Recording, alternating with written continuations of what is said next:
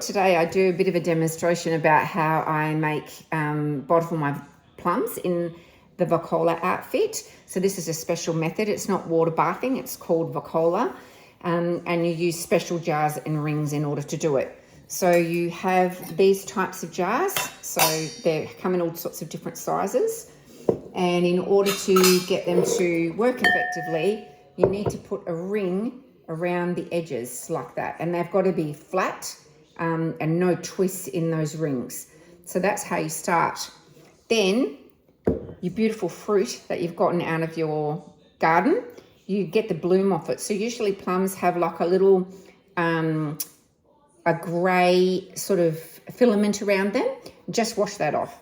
That's all you need to do. They don't need to be bathed in vinegar or any of that sort of thing.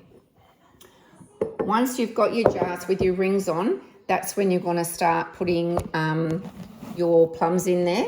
So all I do with my plums, when I get this in the right spot for you, is I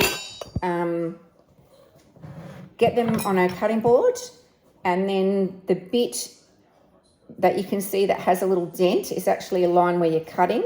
So cutting around there. Then you twist the plum and you get two halves. So you can see those two halves. One has a pip in it. And the best way I found to get the pip out if you don't have freestone is just to use a teaspoon and scoop out the pip and then pop it in your jar. When you're popping them in your jar, you're trying to layer them across one another so that they're not sitting right on top of each other, and that allows them to the air to get out of them as we're packing them. So that's really all you need to do, is just continue to pack them and pop them in the jars as you go, and use your little spoon just to dig out the seeds. There is a little implement that you can buy from Vacola. They've been around for 100 years. And that's literally 100 years, that get the seeds out of peaches. So see how nice and bright and red that is? Pop it in there. Then you pop your seed out again.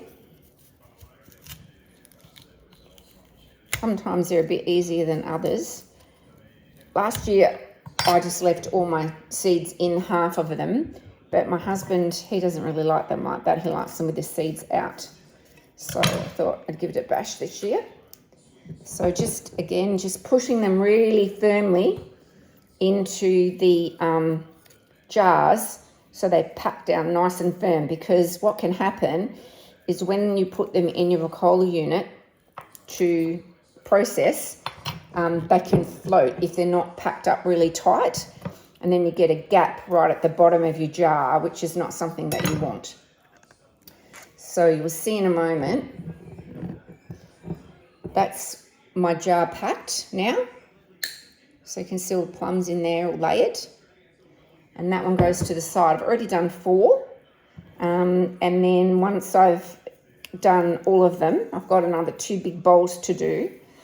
I will then add water to the jars, and then a dessert spoon of sugar on the top, or any flavourings that you might want. So you might want to put a stick of cinnamon in there. You might want to put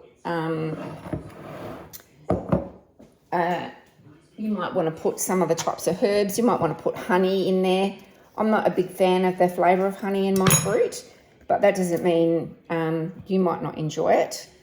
So I just really wanted to show you how simple this process is, apart from getting the seeds out, which can be a little bit tricky. And then you can see the bottom one goes in, my hand reaches in, and I can just pop them in there. And then I can, again, undo one, pop it in the jar, layer it, and then pop the seed out. I don't know why I didn't think really about doing it with a spoon before. It's quite an easy way to do it, really. They pop out quite well. It's important to have them face down in the jar. so that they sort of cup each other, if you know what I mean, and it keeps the fruit nice and whole once it goes into the preserving unit. Now, the preserving unit isn't really cooking them, it's just pressurizing the containers and getting all the air out so that they seal properly, and then you've got shelf safe fruit for anything up to 2 years. It's a very safe method of preserving fruit, and it's such a simple process. And you find that the Vacola outfits themselves have been around for years and years, and people, as they get older and aren't doing it anymore, sell off their units, and you can pick them up quite reasonably. I'm sure some of their jars I have been used over and over and over. I bought all my jars secondhand, and you can get them secondhand. I've got a simple processing unit, which I love because of its simplicity, and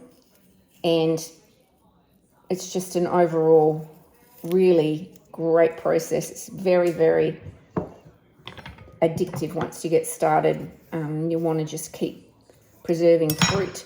You know it comes from your own garden, and even if it doesn't and you don't have an orchard, because not all of us have that ability to have an orchard, you can buy cheap fruit from the markets, or not cheap as in bad fruit, but you can buy boxes of fruit from the markets very reasonably priced, and then all you're doing is bottling them at home so that you've got them during a season when they may not have them. So plums aren't always in season, apricots aren't always in season, and this is a super good way to have fresh fruit. You don't even need to put sugar in the jars. A lot of people just bottle their fruit in water, and that's quite safe as well. There are lots of rules, and there is a Vacola website that you can go onto. It's called Fowler's Vacola Users website, and all the new instructions and all the new rules about processing fruit are in there.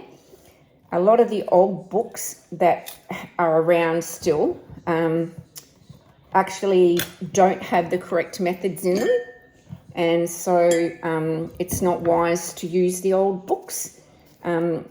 It's much more important to get the new processing guides off that Facebook site, as I say, and then you know that what you're processing is going to be safe to eat.